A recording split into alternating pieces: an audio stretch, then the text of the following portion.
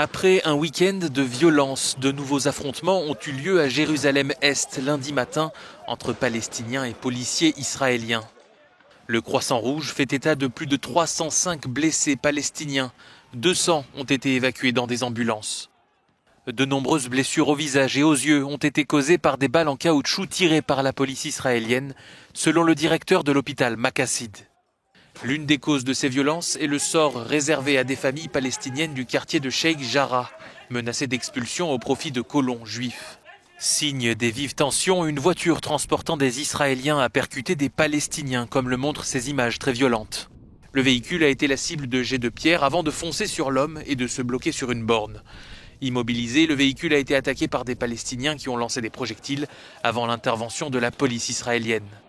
Alors que les appels internationaux au calme se multiplient, le Premier ministre israélien Benjamin Netanyahou a salué la fermeté des forces de l'ordre pour garantir la stabilité à Jérusalem. Le Portugal, qui préside le Conseil de l'Union européenne, a réagi par l'intermédiaire de son ministre des Affaires étrangères.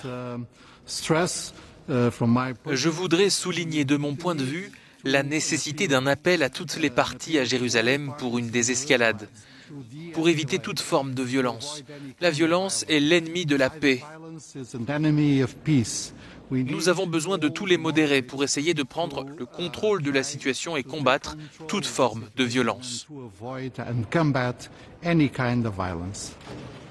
Face à cette escalade, une réunion du Conseil de sécurité de l'ONU doit se tenir ce lundi à la demande de la Tunisie.